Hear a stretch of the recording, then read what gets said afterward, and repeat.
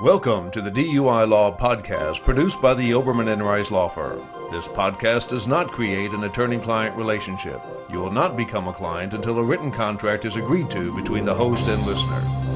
This podcast provides only general legal information. Every legal situation is different due to changing laws and the facts of the case. If you have a question, you may call us at 865-249-7200. Now for today's program. This is your host, Steve Oberman, and in this episode I will continue to discuss the collateral consequences of a DUI conviction. During the first Collateral Consequences podcast, I outlined how a DUI negatively impacts a person's automobile, health, and life insurance benefits, their bankruptcy status, their ability to secure a handgun carry permit, and freedom of travel. Today I will discuss a DUI's impact on parental rights and a non-citizen's immigration status. Let's start with parental rights. Children are often the most important part of a person's life. Unfortunately, when two parents are locked in a battle over child custody, one parent's DUI conviction can significantly and negatively affect his or her rights. Courts have gone so far as to deny custody because of a DUI conviction. There are many instances across the United States where a DUI conviction signals to the deciding judge that the parent requesting custody suffers from a substance abuse problem, when that is not the case. Even if parental rights are not denied, a DUI conviction will certainly be a negative factor when a judge decides the terms of parental custody. This is especially true when both parents make strong cases for custody. A judge may review every characteristic of each parent in order to decide how much access parents should be granted to their children. Courts do not look upon any criminal conviction favorably, and a conviction for DUI will be extremely detrimental.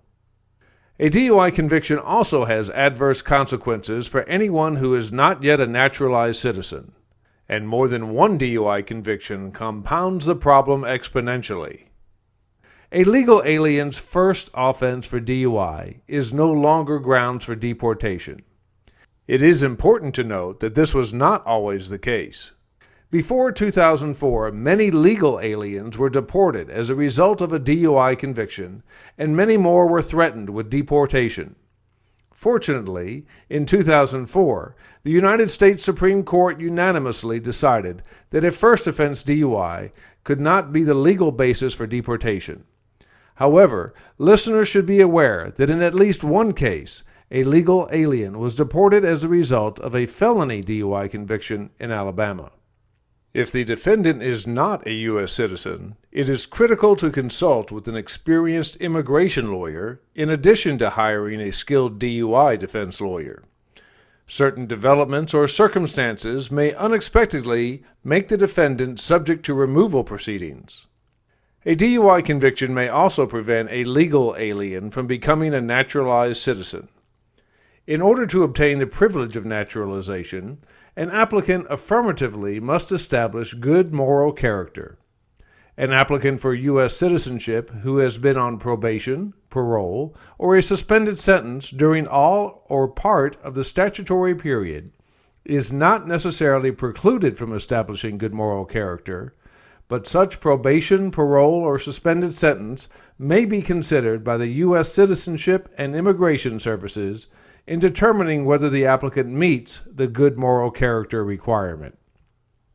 Furthermore, during the process to obtain a green card, non-citizens must undergo a medical examination. One or more convictions of an alcohol-related offense may trigger a heightened scrutiny and make it more difficult to obtain citizenship. Of course, an undocumented alien faces a much greater risk of detention and deportation. Any undocumented alien convicted of a DUI, or any other crime for that matter, may be taken into custody and transported out of the country at any time. I hope that you enjoyed this podcast and now have a better understanding about more of the collateral consequences which arise from a DUI conviction. Of course, some details have been excluded due to time limitations, but you may always call the lawyers at the firm of Oberman and Rice to answer your questions and assist you. We hope you enjoyed listening to the DUI Law Podcast produced by the Oberman and Rice Law Firm. You may read about related legal matters on our websites at tndui.com and duiknoxville.com, or visit our blog at tnduicenter.com.